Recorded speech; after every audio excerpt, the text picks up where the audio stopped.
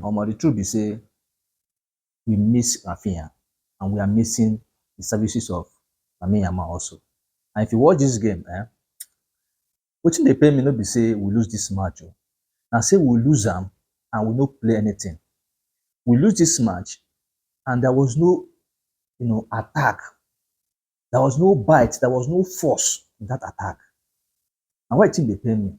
And for the fact that we still struggle even in the absence of Lamine Yamal and Raphinha, it's a big challenge and it's a big problem that should be rectified if actually we want to win any trophy this season. Because I've looked at this team, I see that imagine starting Rashford, starting Lewandowski, and also starting Ferran Torres in attack against Sevilla. So when you look at the bench, there is no other player you will look at. There's no that when you look the bench, there is no other player can say, okay, this guy can actually come in and make some, do some kind of progress or change some kind of things. Apart from Onibaje and probably maybe Casado and who again, self, I can even remember that was on the bench that can actually make an impact. No other player. That shows us that we still have a lot. But there is need for Barcelona to go to the market and get some players.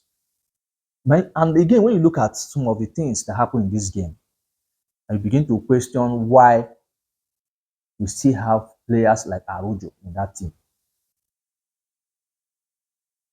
I might not be right, but I think that error he did there actually contributed. And again, the coach should stop this high line.